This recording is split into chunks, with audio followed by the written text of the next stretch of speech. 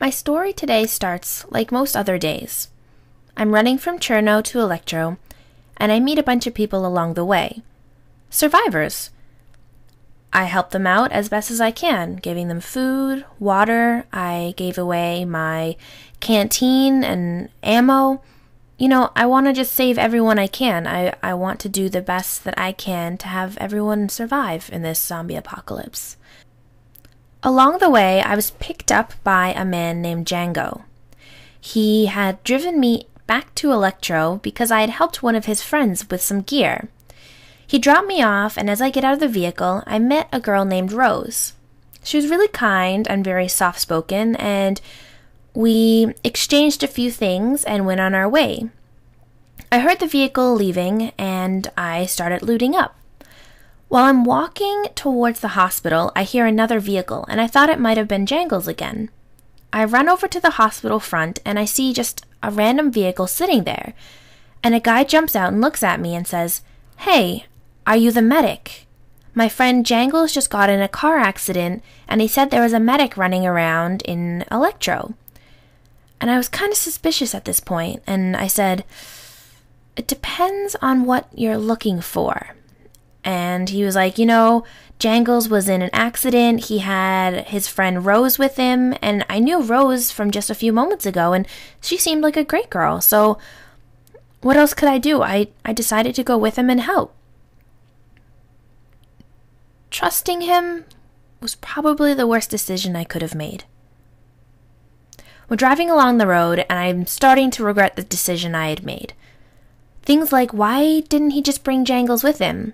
I could have healed him here at the hospital much better than on the road. But, against my better judgment, I decided to continue on.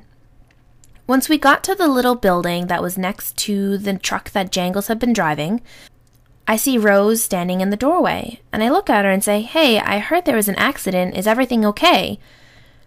And Rose looks at me and says, "What? An accident? Nothing happened. Everything's fine."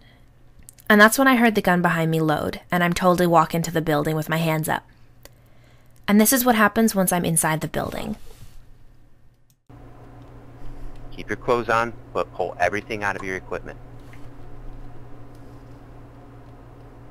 All gear. Lay it on the ground.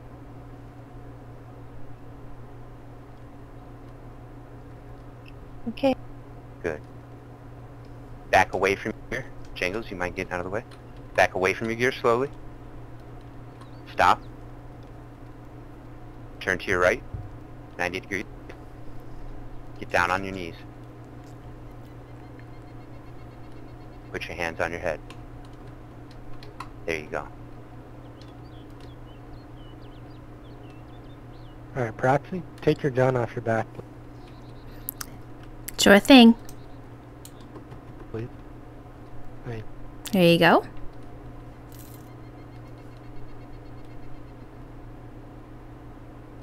Cute. Oh. Oh, use it. Alright, now watch over here. Please. I need you to pick up the revolver on the ground. I see.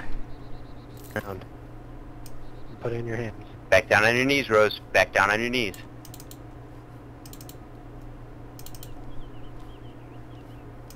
Just Can you give put me that a... revolver in your hands for it? Yeah, just give me a second. It seems to be glue gunned to the ground. There we go.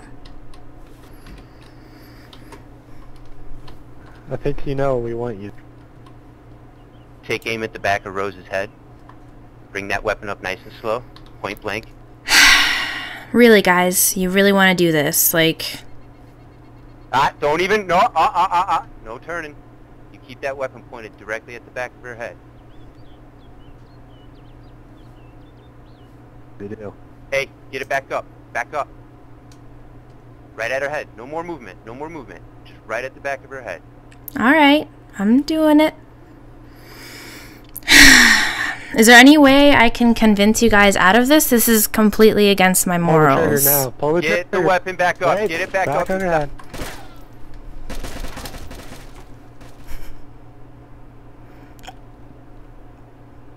Ow. Ow.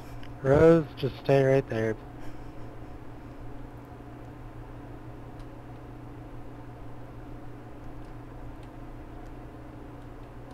Please. Well, Rose, it was your lucky day.